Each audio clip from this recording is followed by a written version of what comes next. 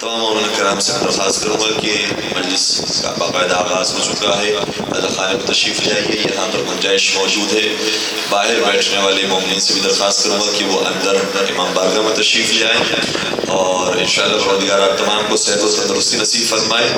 ایک صاحب جن کا نام اقبال حسین ہے، کینسر کے مریض ہے، ان کے لیے بطور خاص اپنی دعا کرتے ہیں کہ جناب سید کائنات کے صدقے میں پروردگار انہیں جلد سے جلد شفائے عالمی نصیب فرمائے، اور جو حاجات مومن رکھتے ہیں پروردگار تمام کی حاجات کو اپنی بارگاہ میں قبول و منظور فرمائے۔ دعا کی قبولیت کے لیے باوجہ درود پڑھ دیجیے گا محمد و آل محمد۔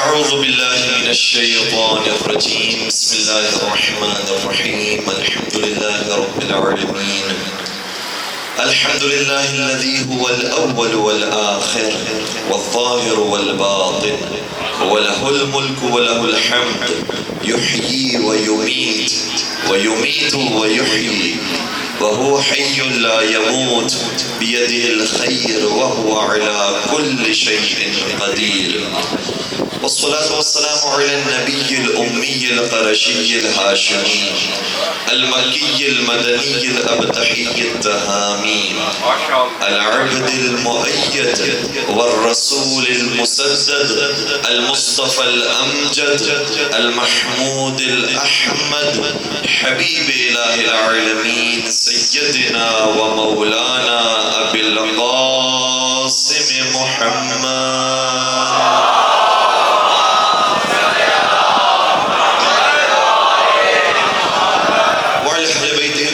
الطاهرين المعصومين المظلومين الذين أذهب الله عنهم الرجس وطهرهم تطهيرا،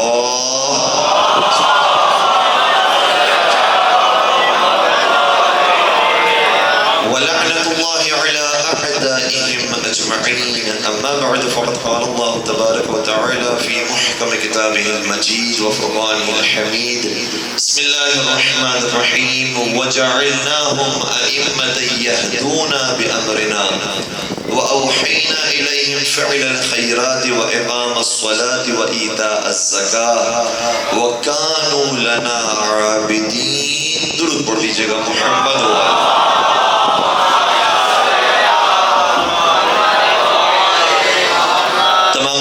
سے میں سب سے پہلے معذرت خواہ ہوں کہ کافی تاخیر ہو گئی ہمیں، جو اس سے پہلے مجلس سے ہم فارغ ہوئے تھے، چونکہ وہ شہر گجرات میں تھی اور وہاں سے یہاں تک آنے میں کچھ وقت لگ گیا، اور اس کے بعد بھی چونکہ ہم ایک مجلس کی طرف جانا ہے، اس لیے ہم بہت زیادہ تفصیل کے ساتھ آپ کی خدمت میں آرائز کو بیان نہیں کر سکیں گے۔ انشاءاللہ کوشش ہوگی کہ کچھ حصہ فضائل اہل بیت کا اور کچھ حصہ مصائب مولا سید سجاد کا آپ کی خدمت میں بیان کریں۔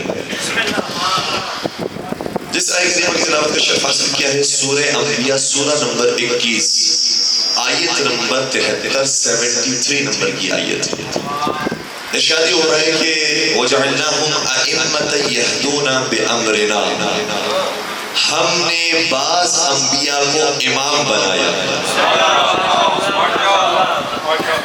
اس آیت سے پتہ چلا کہ صرف حضرت ابراہیم وہ نہیں ہیں کہ جن کو عہدہ امامت ملا ہے، بلکہ یہ قرآن کی آیت یہ بتا رہی ہے وَجَعَلْنَاهُمْ أَئِمَّةً، ہم نے بعض انبیاء کو امام بنایا۔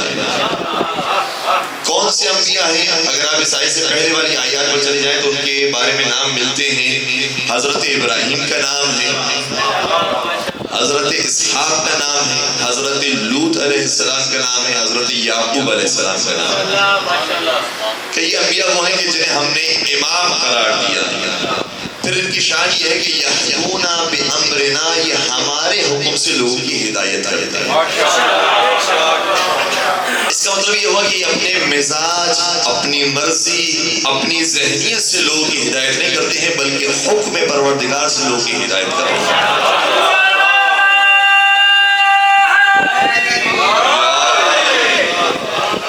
اور یہی انداز آپ کو نبی اکرم کی ذات کے گرامی کے بارے میں ملے گا کہ ما ینطق عن الہوی ان هو الا وحی یوحی، وہ نبی اپنی مرضی سے کلام نہیں کرتا ہے، جو کہتا ہے وحی الہی کے مطابق کہتا ہے۔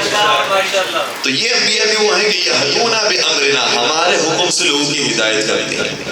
وَأَوْحَيْنَا إِلَيْهِمْ فِعْلَ الْخَيْرَاتِ، یہ بڑا عجیب لفظ ہے، اور ہم نے ان کی طرف وحی کی ہے فعل الخیرات کہ یہ خود نیکیوں کو انجام دیں. عام طور پر مبلغین، عام طور پر ہادیان کرام، عام طور پر رہبران کی کوشش ہوتی ہے کہ دوسرے نیکیوں پر عمل کریں، لیکن پروردگار کے جو بھیجے ہوئے نمائندے ہم کا طریقہ کار یہ ہوتا ہے کہ دوسروں کو کہنے سے پہلے وہ خود عمل کرنے والے فعل الخیرات، خیرات کو یہ انجام دیتے ہیں، وَإِقَامَ الصَّلَاةِ اور نماز کو قائم کرتے ہیں. اس کا مطلب یہ ہوا کہ نماز صرف حکم شریعت محمدی کے اندر موجود نہیں ہے، بلکہ نبی اکرم سے پہلے جو انبیاء آئے تھے وہ بھی نماز ہی پڑھا کرتے تھے اور نماز کا حکم دیا تھا. وَإِيتَاءَ الزَّكَاةِ اور زکوٰۃ کو نکالیں. وَكَانُوا لَنَا عَابِدِينَ یہ ہمارے سارے بڑے بڑے انبیاء جنہیں امام بنایا گیا ہے یہ سب ہمارے عبادت گزار بندے ہیں. ان کے لیے جو لفظ آیا ہے قرآن کریم میں وہ ہے کہ یہ سب عابدین ہیں. اور آج جس کی مجلس منعقد کی گئی ہے وہ عابدین نہیں، وہ زین العابدین.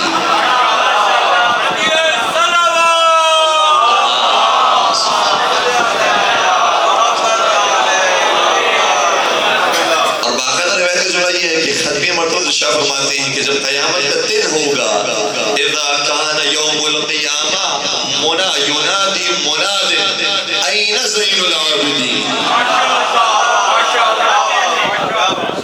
جب محشر لگا ہوا ہوگا اہل محشر موجود ہوں گے، ظاہر سی بات ہے کہ اہل محشر کے اندر انبیاء کرام بھی شامل ہیں، اولیاء کرام بھی شامل ہیں، پاک ہستیاں بھی موجود ہیں، پردے دار بھی موجود ہیں، عبادت گزار بھی موجود ہیں، سارے نیک افراد موجود ہیں. لیکن منادی آواز دے گا ان میں این زین العابدین، عابدوں کی زینت کہاں.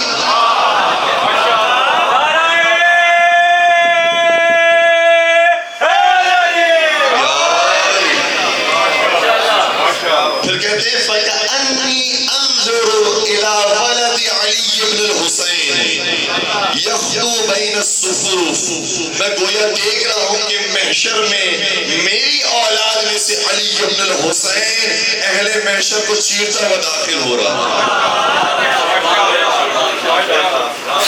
اور وہ بڑے بڑے انبیاء کرام کی صفوں کو چیرتا ہوا داخل ہوا اور بتایا ہے کہ تم عبادت گزار ضرور تھے لیکن میں عابدوں کی زینت ہوں. شیخ محسن نقوی نے بڑے خوبصورت اشعار کہے ہیں مولانا سید سجاد کی شان میں. کہتے ہیں کہ سجاد کی آنکھیں ہیں کہ مرجان کی دکانیں. کہتے سجاد کی آنکھیں ہیں کہ مرجان کی دکانیں، سجاد کی آواز سے ہے گنگ زبانیں. سجاد کی آواز سے ہے گنگ زبانیں، سجاد کے دشمن اسے مانے کہ نہ مانے، گونجے گی زمانے میں جہاں تک یہ اذانیں. سجاد کے حصے میں یہ اعزاز رہے گا، سجاد کے حصے میں یہ اعزاز رہے گا. کون سا اعزاز؟ سجاد پہ سجدوں کو صدا ناز رہے گا.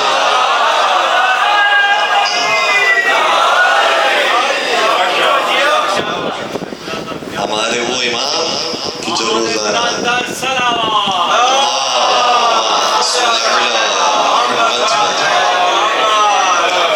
جو روزانہ ہزار رکعت نماز پڑھتے ہیں، جنہوں نے شب قدر میں 100 رکعت نماز پڑھی انہیں اندازہ ہے کہ 1000 کسی کہا جاتا ہے.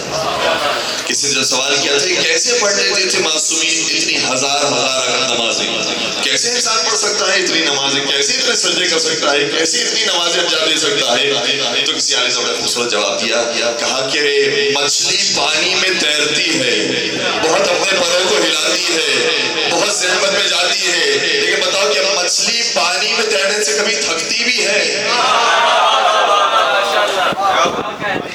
جب مچھلی پانی میں تیرنے سے نہیں تھکتی تو یہ نماز پڑھنے سے، عبادت کرنے سے یہ بھی نہیں تھکتے.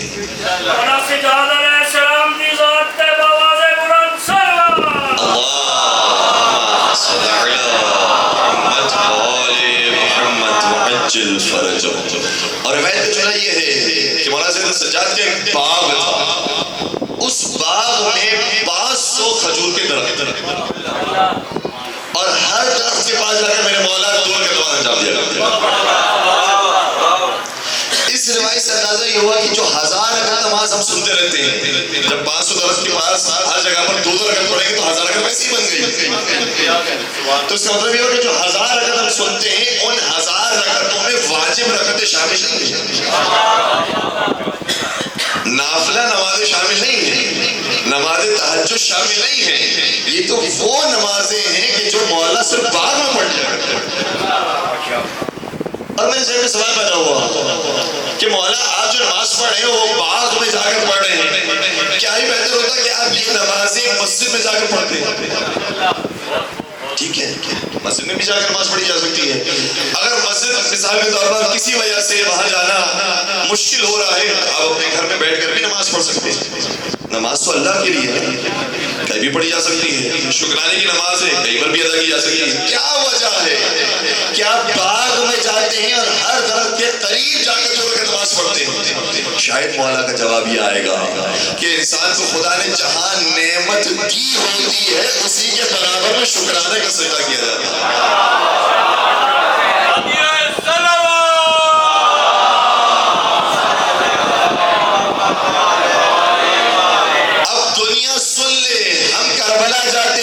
حسین پر سجدہ کرتے ہیں، ہم مولا علی کے مزار پر جاتے ہیں، وہاں در علی پر سجدہ کرتے ہیں. وہ سجدہ نہ حسین ابن علی کو ہوتا ہے نہ علی ابن ابی طالب کو ہوتا ہے.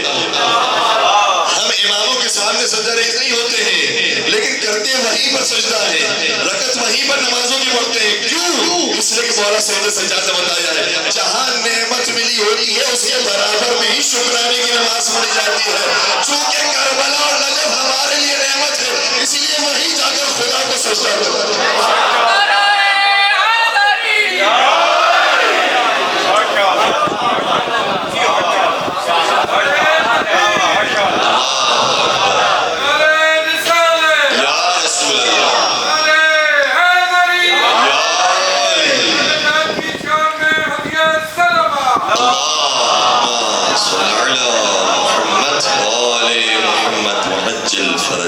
تو یہ سنت سید سجاد ہے جو ہم ادا کر رہے ہوتے ہیں کہ جہاں نعمت ملی ہو وہاں جا کر شکرانے کی نماز پڑھنی چاہیے. اور مولا سید سجاد کی نمازوں کو کیا عالم ہے، اللہ اکبر. کربلا سے لے کر شام تک میرے مولا نمازیں پڑھتے رہے، سجدے کرتے رہے تو کہتے رہے کہ لا الہ الا اللہ ربنا رکھتا، لا الہ الا اللہ تعبدا و عبدا. پروردگارا کوئی معبود نہیں ہے سوائے تیرے. تو میرے مولا سید سجاد نے تو توحید کا پیغام عام کیا ہے، توحید کو بچایا ہے. اس لیے مولا سید سجاد کا پیروکار بھی وہ ہوگا جو توحید پر بھی بھرپور عمل کرنے والا ہوگا، امامت کو بھی ماننے والا. اور میرے مولا نے اپنی زندگی کے اندر حج بھی بہت انجام دیا، 25 حج میرے مولا نے اپنی زندگی میں انجام دیا. اب موقع نہیں ہے ورنہ میں تفصیل سے بیان کرتا کہ مولا نے یہ سارے کام کیوں کیے، کیوں اتنی کثرت کے ساتھ نمازیں پڑھا کرتے تھے، کیوں اتنی کثرت کے ساتھ حج کیا کرتے تھے. صرف ایک نقطہ میں بیان کرنا چاہوں گا. دیکھیے واقعہ کربلا کے بعد کوئی مولا کا چاہنے والا حقیقی معنوں میں موجود نہیں. جتنے تھے وہ تو شہید ہو گئے، وہ اس دنیا سے چلے گئے. اور بنی ہاشم کے علاوہ روایتیں کہتی ہیں کہ صرف 3 افراد تھے کہ جو میرے مولا کو ماننے والے تھے. 3 افراد تھے جو مولا کے کلمہ پڑھنے والے تھے. ایک جبیر بن مطعم، ایک یحییٰ بن ام طویل اور ایک ابو خالد کابلی. باقاعدہ یہ روایت کے اندر نام ذکر ہوئے. یہ 3 افراد تھے کہ جو امام سجاد کو ماننے والے تھے. پھر امام کی تبلیغ کا اثر یہ ہوا کہ 3 سے 30 ہو گئے، 30 سے 300 ہو گئے، 300 سے 3000 ہو گئے. اور اتنے بڑھنے لگے کہ مولا سید سجاد نے جن کی تربیت کی تھی جب چھٹے سرکار کا زمانہ آیا تو وہ سب مولا کے مدرسے کے طالب علم بن چکے تھے.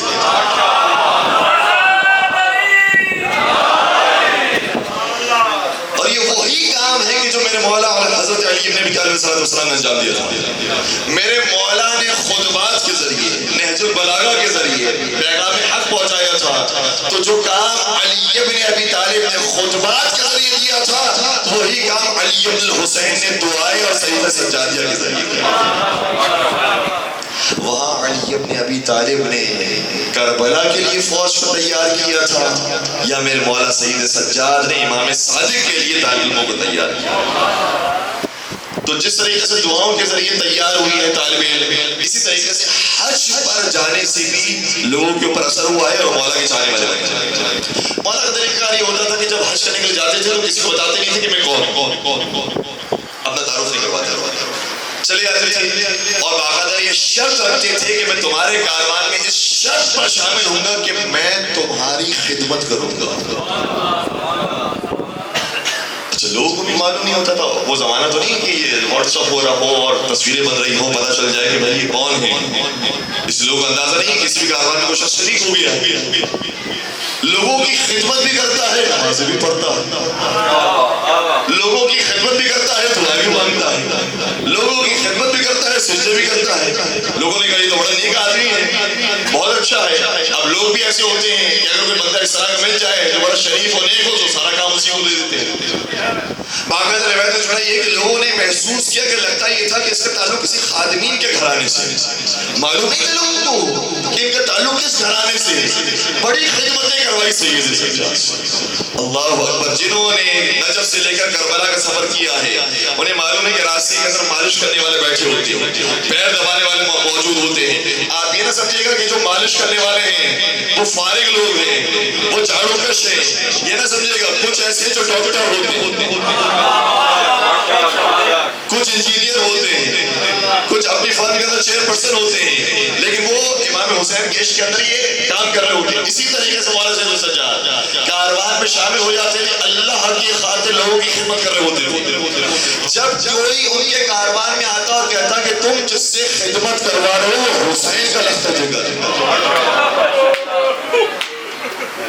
وہ رسول کا نواسا ہے، وہ علی و زہرا کا بیٹا ہے، تم اس سے خدمتیں کروا رہے ہو. سب آ جاتے پیر پڑ جاتے تھے، کہتے مولا ہم سے غصاتی ہو گئی، ہم نے آپ کو زحمت دی، ہم معافی چاہتے ہیں، ہم نے بہت بڑی غلطی کر دی. مولا فرماتے ہیں میں نے نہ صرف یہ کہ تم سب کو معاف کیا، جب اگلا دن آتا تھا تو کاروان موجود ہوتا تھا لیکن سید سجاد دکھائی نہیں دیتے. کیوں؟ اس لیے کہ سید سجاد نے انہیں اپنا گرویدہ بنا دیا ہے، اب دوسرے کاروان کو بنانا ہے. اس طریقے سے مولا سید سجاد نے تبلیغ کی ہے، خدمتیں کر کر کے لوگوں کو بتائیے حقیقی دین اسلام کیا ہے. اور جب حج پر پہنچے تو ایک حج ایسا تھا کہ جس موقع پر ہشام بن عبد الملک بھی آیا ہوا تھا، اپنے زمانے کا وزیر اور اپنے زمانے کے ظالم حکمران کا بھائی ہشام بن عبد الملک، وہ بھی حج کرنے کے لیے آیا ہوا تھا. حج میں اتنی بھیڑ تھی، اتنا جب میں غفیر موجود تھا کہ جب یہ طواف کرنے کے لیے گیا تو اس کو جگہ نہیں ملی. طواف بڑی مشکل سے ادا کیا. اس کے بعد جب حجر اسود کو بوسہ دینے کا وقت آیا، حجر اسود کو بوسہ دینے کے لیے اس کے افراد موجود تھے کہ لوگوں کو ہٹائے، لیکن لوگ ہٹتے نہیں تھے. اس کو موقع نہیں ملا کہ حجر اسود کو بوسہ دے. یہ دور جا کر صاحبہ میں بیٹھ گیا. کیا دیکھا کہ ابھی بیٹھا ہوا تھا کہ کوئی نورانی جوان آیا اور اس سے سکون کے ساتھ طواف انجام دیا، اور اس نے کچھ کہا نہیں، اس کے خادم موجود نہیں تھے، لیکن لوگوں نے خود بخود راستہ بنایا اور لوگوں کی قطار میں ایسے ہی شگاف آیا جیسے علی بن ابی طالب کے خانہ کعبہ میں شگاف آیا، اور وہ بالکل قریب گیا اور حجر اسود کو بوسہ دیا. ہشام بن عبد الملک جو دور سے منظر دیکھ رہا تھا اس نے کہا کہ من ھذا، یہ کون ہے؟ جانتا تھا جب کہ یہ کون ہے، لیکن لوگوں کے سامنے بتانے کے لیے ارے یہ کون ہے جس کو لوگ اتنا زیادہ لفٹ کرا رہے ہیں، اتنا اس کا احترام کر رہے ہیں. ہمارے پاس تو جب حشر موجود تھا تبھی ہمیں موقع نہیں ملا. یہ کون ہے؟ اس کو کہاں سے لوگ جانتے ہیں؟ جیسے اس نے کہا کہ من ھذا، یہ کون ہے، وہاں پر فرزدق شاعر موجود ہے. اس نے کہا تجھے نہیں معلوم تو میں بتاتا ہوں. اور پھر اشعار کہیں فی البدی اشعار، اور اتنے معرکۃ الارا اشعار کہیں کہ جو مشتمل ہیں 48 مصروں کے اوپر. 48 مصرے اسی وقت شاعر اہل بیت نے کہنا شروع کیا. اور فرزدق اس شاعر کا نام ہے جو ایک طرف سے شاعر اہل بیت تھا، دوسری طرف سے حافظ قرآن تھا. کہنے لگا کہ تو نہیں جانتا کہ کون ہے، تمہیں بتاتا ہوں. ھذا الذی تعرف البدھا والعطا والبیت یعرفہ والحل والحرم، ھذا ابن خیر عباد اللہ کلہ، ھذا التقی النقی الطاہر العلم. کہنے لگا تو نہیں جانتی کون ہے، تو میں تجھے بتاتا ہوں کہ مکے کی چپا چپا اسے جانتا ہے، اسے حرم بھی جانتا ہے، ہل بھی جانتا ہے۔ یہ کائنات میں سب سے افضل ہستی کا بیٹا ہے، یہ تقی بھی ہے، یہ نقی بھی ہے، یہ طاہر پاکیزہ بھی ہے، اور یہ مرکز اسلام بھی ہے۔ اور شعر کہنا شروع کیے، پڑھنا شروع کیے، مولا کے قصیدے پڑھنا شروع کیے۔ ہشام ابن عبد الملک نے جب سنا کہ فرزدق یہ اشعار کہے ہیں، اٹھا کر زندان میں ڈال دیا۔ یہ ہوا ہے محبان اہل بیت کے ساتھ، یہ ہوا ہے جو آج تک ہو رہا ہے۔ اور جب یہ زندان میں چلا گیا تو مولا سید سجاد کو خبر ملی، مولا سید سجاد نے اس کی داد رسی کی اور اس کے پاس کچھ مال بھجوایا اور کہا ہمیں اندازہ ہے کہ تمہیں ہماری محبت کی وجہ سے گرفتار کیا گیا، لیکن ہم یہ دعا کرتے ہیں کہ تم جلدی وہاں سے آزاد ہو جاؤ۔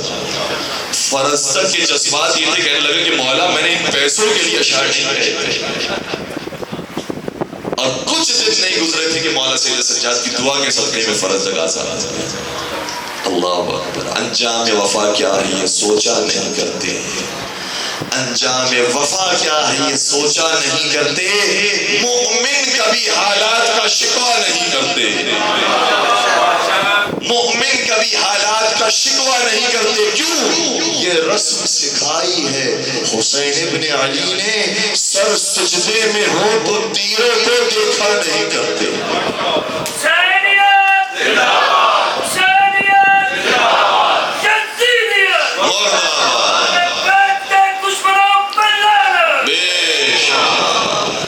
بس عزیزوں، دامن میں گنجائش نہیں ہے، اس لیے ہم منزل مصائب سے قریب ہو جاتے ہیں کہ ہائے سید سجاد جو دنیا کے سب سے بڑے عزادار بھی ہیں اور دنیا کے سب سے بڑے عبادت گزار بھی ہیں۔ میرے مولا سید سجاد نے بتایا ہے کہ عزاداری اور نماز میں کوئی اختلاف نہیں ہے، میں حسین کا سب سے بڑا عزادار بھی ہوں اور میں دنیا کا سب سے بڑا عبادت گزار بھی ہوں، کوئی اختلاف نہیں۔ اور کیسے زندہ کیا ہے میرے مولا نے نمازوں کو، نمازیں آپ بھی پڑھتے ہیں، نمازیں ہم بھی پڑھتے ہیں، لیکن جب قنوت کے لیے اپنے ہاتھوں کو بلند کرتے ہیں نا تو ہاتھوں میں ہتھکڑیاں نہیں ہوتی۔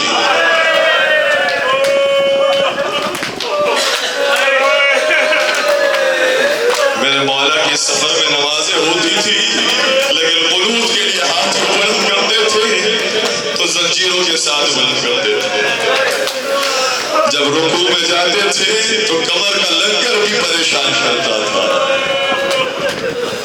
جب کچھ قدم چلتے تھے تو بیڑیاں بھی تنگ کرتی تھی۔ اور جو زنجیریں مولا سید سجاد کو پہنائی گئی تھی اسے کہا جاتا ہے جامع گلو زنجیر۔ جامع گلو زنجیر کا مطلب کیا ہوتا ہے؟ دیکھیں، کبھی ہتھکڑی پہنائی جاتی ہے، بیڑیاں پہنائی جاتی ہے، لنگر پہنایا جاتا ہے، زنجیروں میں جکڑا جاتا ہے، لیکن یہ ساری زنجیریں الگ الگ ہوتی ہیں۔ ہاتھ کی زنجیر الگ ہوتی ہے، گلے کا توق الگ ہوتا ہے، پیروں کی بیڑی الگ ہوتی ہے، لیکن جو مولا سید سجاد کو زنجیریں پہنائی گئی نا وہ توق سے جو زنجیریں شروع ہوتی تھی وہ زنجیریں پھر ہتھکڑی تک جاتی تھی، وہ ہتھکڑی سے جو زنجیر آتی تھی وہ کمر پر پہنچتی تھی اور کمر کی زنجیریں بیڑیوں تک جاتی تھی۔ ہائے اس طرح سے ولی خدا خدا کی نمازیں پڑھتا رہا، سجدے معبود کرتا رہا۔ دنیا کا چپا چپا وہ ہے کہ جو میرے مولا کی سجدوں کی گواہی دیتا ہے۔ آج آپ کربلا چلے جائیے، نجف چلے جائیے، کوفہ چلے جائیے، جہاں جہاں میرے مولا سید سجاد کا گزر ہوا ہے آپ کو ہر جگہ پر مقام امام زین العابدین دکھائی دے گا۔ جب سوال یہ رہتا ہے مقام کا مطلب کیا ہے، کہ وہ مقام ہے جہاں پر تمہارے امام نے 2 رکعت نماز پڑھی، پورے سفر میں نماز پڑھتے رہے، اس طرح سے خدا کے دین کو بچاتے رہے اور ساتھ ساتھ گریہ کرتے رہے۔ اتنا گریہ کیا کہ میرا چھوٹا امام یہ کہتا ہے دنیا میں جس نے سب سے زیادہ گریہ کیا ہے وہ 5 افراد۔ سب سے پہلے حضرت آدم علیہ السلام جنہوں نے جنت سے نکلنے کے بعد گریہ کیا، دوسرے حضرت یوسف علیہ السلام جو حضرت یعقوب علیہ السلام کی غم میں رویا کرتے تھے، تیسرے حضرت یعقوب علیہ السلام جو حضرت یوسف علیہ السلام کی غم میں رویا کرتے تھے، چوتھی سیدہ کائنات بنت رسول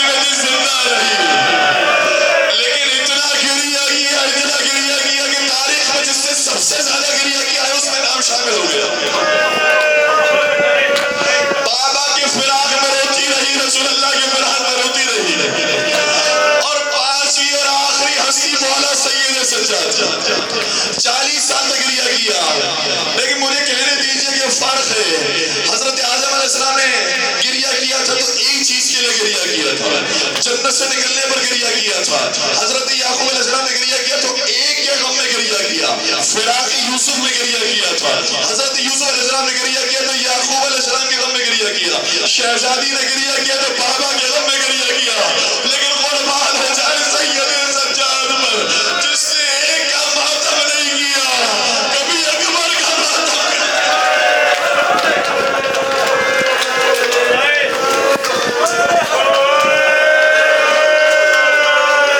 کبھی اپنے اکبر کو یاد کرتے، کبھی اپنے چچا عباس کو یاد کرتے، کبھی اپنے بابا کی کنڈیشن کو یاد کرتے ہیں، اور جب کسی نے کہہ دیا